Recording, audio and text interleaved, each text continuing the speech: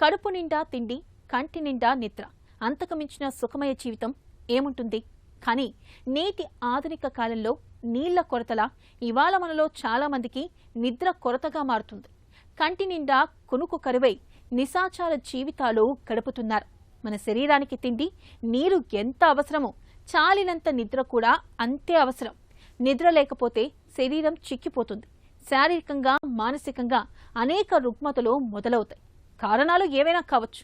కానీ ఇవాళ మనలో చాలా మందికి నిద్రలేమి అన్నది ఒక శాపంగా మారుతుంది. నిద్ర లేక, నిద్ర రాక స్లీపింగ్ పిల్స్ కి అలవాటు పడుతున్నారు చాలా మంది. ఈ నేపథ్యంలో నిద్రలేమి చేయించడానికి ఏం చెయ్యాలో, సుఖనిద్ర కోసం ఎలాంటి జాగ్రత్తలు తీసుకోవాలో డాక్టర్ని అడిగి ఇప్పుడు తెలుసుకుందాం.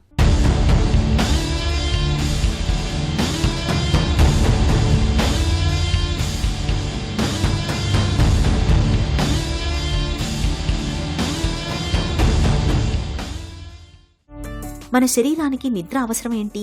బ్రెయిన్ ఈజ్ ఆల్సో ఒక మెషినరీ అండి. కంటిన్యూస్గా ఆలోచించటం, అనలైజ్ చేయటం, ప్రాబ్లమ్స్కి సొల్యూషన్ ఐడెంటిఫై చేయటం, మిగతా బాడీ పార్ట్స్ అన్నీ కూడా సవ్యంగా స్మూత్గా ముందుకు రన్ అవ్వాలి అంటే కనుక బ్రెయిన్ నుంచి వచ్చేటటువంటి సిగ్నల్స్ చాలా ఇంపార్టెంట్. అదే బ్రెయిన్ అలసిపోవటానికి కూడా 110% అవకాశం ఉంటుంది. కాబట్టి ఆ బ్రెయిన్కి రెస్ట్ అనేటటువంటిది నిద్ర రూపాన్ని మనం ఇవ్వటం అనేది జరుగుతుంది.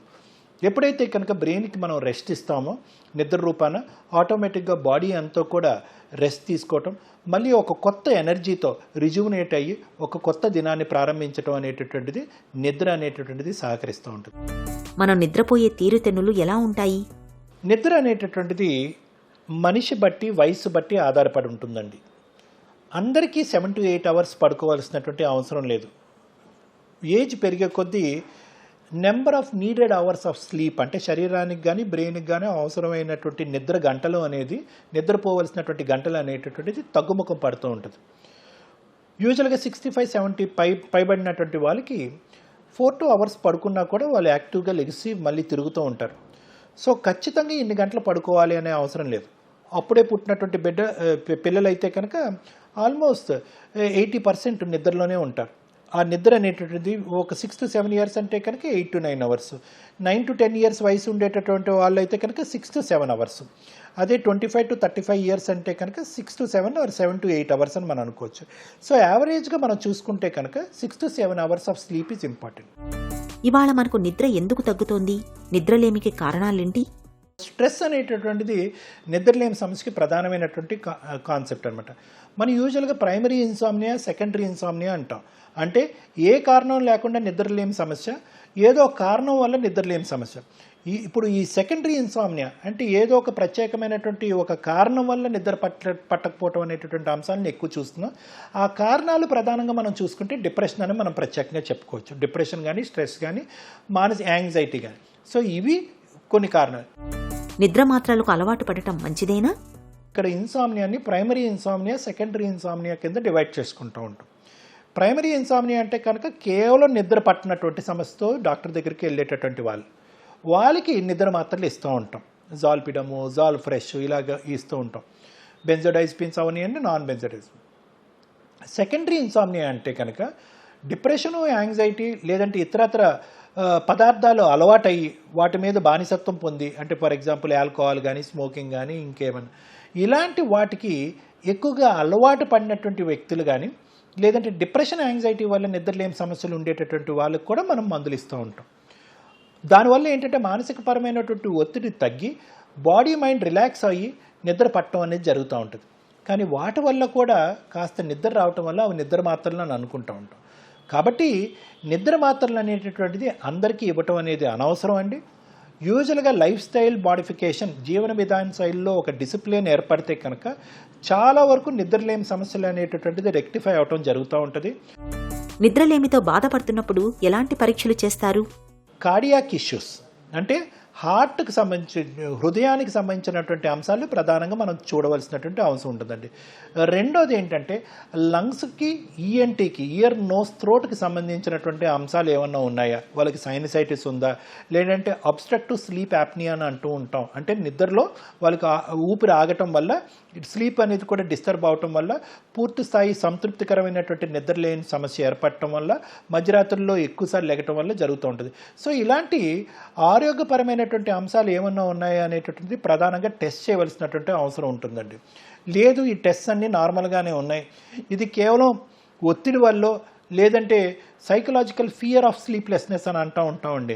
అంటే నిద్ర పట్టదేమో అనేటటువంటి భయమే నిద్ర పట్టకపోవటానికి ఒక ప్రధానమైనటువంటి కారణం. అలాంటి ఒత్తిడిలోకి ఏమైనా వెళ్తున్నారా అని చెప్పి స్లీప్ స్టడీ స్కేల్స్ అని, క్వశ్చనర్స్ అని కొన్ని ఉంటాయండి. సో ఇలాంటివి టెస్ట్ చేయటం వల్ల నిద్రలేమి సమస్యకి ప్రధానమైనటువంటి కారణం ఏంటి అనేటటువంటిది క్షుణ్ణంగా విశ్లేషించిన తర్వాత దానికి సంబంధించినటువంటి మందులు వాడటం మంచిదన్నమాట.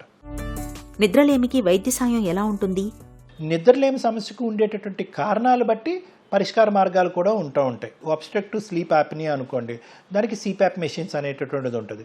ఒత్తిడి అనుకోండి, ఒత్తిడి తగ్గించినటువంటి మందులు ఉంటాయి. బీపీ అనుకోండి, బ్లడ్ ప్రెషర్ తగ్గించడానికి ఉంటాయి. హార్ట్కి సంబంధించినటువంటి అంశం అనుకోండి, హార్ట్కి సంబంధించినటువంటి అంశం, హార్ట్ యొక్క పంపింగ్ మెకానిజం సంబంధించినటువంటి అంశం, ఆ పంపింగ్ మెకానిజం కరెక్ట్గా లేకపోవటం వల్ల బ్రెయిన్కి ఆక్సిజనేషన్ సవ్యంగా అందకపోవటం వల్ల ఊపిరితిత్తుల మీద ప్రభావం పడటం వల్ల కానీ, లేదంటే ఇతరాతర సమస్యల వల్ల అయితే కనుక దానికి సంబంధించినటువంటి ట్రీట్మెంట్ జరగటం జరుగుతుంటుంది. అయితే సైకాట్రిస్ట్ యొక్క పాత్ర యూజువల్గా నిద్రలేని సమస్య ఎక్కడ ఉంటుందంటే కనుక ఒత్తిడితో వచ్చేటటువంటి నిద్రలేని సమస్య అయితే కనుక దానికి సైకలాజికల్గా కౌన్సిలింగ్ ఇచ్చి రిలాక్సేషన్ యాక్టివిటీస్ నేర్పించడం వల్ల, బ్రీతింగ్ ఎక్సర్సైజెస్, మెడిటేషన్ నేర్పించడం వల్ల, ఇష్యూస్ని ఎలా డీల్ చేయొచ్చు అనేటటువంటి టెక్నిక్స్ వల్ల వాళ్ళు ఒక రిలాక్సేషన్ టెండెన్సీ డెవలప్ చేసి న్యాచురల్ స్లీప్ అనేది, అంటే న్యాచురల్గా వచ్చే నిద్ర అనేటటువంటిది ఇనిషియేట్ చేయడం అనేది జరుగుతుంది. లేదండి ఇవన్నీ చేసినా కూడా నిద్ర పట్టట్లేదు అంటే కనుక లాస్ట్గా మనం ప్రిస్క్రైబ్ చేసేది మనం మాట్లాడుకునే నిద్ర మాత్రలు. ఒకప్పుడు స్లీపింగ్ ట్యాబ్లెట్స్, నిద్రలేమి సమస్యకి ట్యాబ్లెట్స్ మొదలు పెడితే కనుక దాన్ని దగ్గరుండి మానిటరింగ్ చేసి, అబ్జర్వ్ చేసి విశ్లేషణ చేయవలసినటువంటి అవసరం కూడా ఉంది. అంటే విశ్లేషణ అంటే నా ఉద్దేశం ఏంటంటే, ఈరోజు మీకు నిద్ర ట్యాబ్లెట్ చాలా అవసరం పడి ఉండొచ్చు, కానీ 10 రోజుల తర్వాత కూడా అవసరం ఉన్నా లేకపోయినా అదే ట్యాబ్లెట్ వాడటం అనేది ప్రమాదం అనమాట. ఎందుకంటే దానికి ఎడిక్షన్ డెవలప్ అవుతే కనుక అది లివర్ కిడ్నీ మీద ఎఫెక్ట్స్ పడవచ్చు. దీర్ఘకాలికంగా ఆ ట్యాబ్లెట్ యొక్క డోసేజ్ మోతాదు పెరగచ్చు. అది లేకుండా నాకు నిద్ర పట్టదేమో అనేటటువంటి ఎడిక్షన్ డెవలప్ అవ్వచ్చు. కాబట్టి దాన్ని ఎప్పటికప్పుడు మానిటర్ చేసుకుంటూ ఆ డోస్ పెరగకుండా అదే డోస్ మెయింటైన్ చేయటం కానీ, అవసరం ఉంటే కనుక ఆ డోస్ తగ్గించేటటువంటి ప్రక్రియ అనేది ఎప్పుడైతే కనుక మీరు ఏ డాక్టర్ అయితే ప్రిస్క్రైబ్ చేశారో ఆ డాక్టర్ దగ్గరికి కంటిన్యూస్గా వెళ్ళి నిదానంగా ఆ డాక్టర్కి సహకరిస్తూ ఆ డోస్ తగ్గించుకునేటటువంటి ప్రయత్నం చేయడం అనేది ఇంపార్టెంట్. సుఖనిద్ర కోసం ఏం చేయాలి? ఎలాంటి జాగ్రత్తలు తీసుకోవాలి? ఎప్పుడు కూడా స్లీప్ డిసిప్లిన్ అనేది చాలా ఇంపార్టెంట్ అండి. అంటే ఏ టైం పడుకుంటున్నాం, ఏ టైంకి లెగుస్తున్నాం, ఇది చాలా ఇంపార్టెంట్ అంశం. ఒకప్పుడు మధ్యరాత్రి ఫ్రీక్వెంట్గా నిద్ర మేలుకు వచ్చినా కూడా దయచేసి గడియారం వైపు చూడకండి, మొబైల్ వైపు అస్సలు చూడకండి, టైం ఎంత అయిందో తెలుసుకోవడానికి ప్రయత్నం చేయకండి. పక్క వాళ్ళు ఎంత డీప్గా పడుకుంటున్నారనే ఆలోచన తీసి పక్కన పెట్టేయండి. నిద్ర పట్టినా పట్టకపోయినా పర్వాలేదు అనేటటువంటి రిలాక్సేషన్ మోడ్లోకి వెళ్ళండి. నిద్ర అనేటటువంటిది ఇంపార్టెంటే, కానీ నిద్ర పట్టకపోతే కనుక ఏదో ప్రాణాలు పోయే అంత పరిస్థితి వస్తుంది, ఏదో నెక్స్ట్ డే ఏదో అయిపోద్ది అనేటటువంటి భావం తీసి పక్కన పెట్టేసేయండి. పట్టినా పట్టకపోయినా పర్లేదు అనే రిలాక్సేషన్ మోడ్లోకి ఎప్పుడైతే మీరు వెళ్తారో అప్పుడే న్యాచురల్ స్లీప్ అనేది స్టార్ట్ అవుతుంది. గొడవలతో కానీ, మొబైల్ ఫోన్తో కానీ మంచం మీద పడుకునేటటువంటి ప్రయత్నం చేయకండి. ఒకప్పుడు ఏదైనా బాయిలింగ్ ఇష్యూ ఉంటే కనుక ఆ ఇష్యూని రిజాల్వ్ చేసుకోవటం కానీ, లేదంటే మరుసటి రోజు దాని గురించి మాట్లాడదాం అనేటటువంటి ఏకాభిప్రాయానికి వచ్చిన తర్వాత నిద్రపోవటం అనేది మంచిది. పడుకునే ముందు బ్రీతింగ్ ఎక్సర్సైజ్ కానీ, కాస్త 5 to 10 minutes రిలాక్సేషన్ ఎక్సర్సైజెస్ కానీ, కాస్త 5 to 10 minutes ఒక మెడిటేషన్ ప్రక్రియ చేసి, నిద్ర గురించే కానీ నేను అనట్లేదు, ఒక రిలాక్సింగ్ స్లీప్ గురించి నేను అంటున్నాను.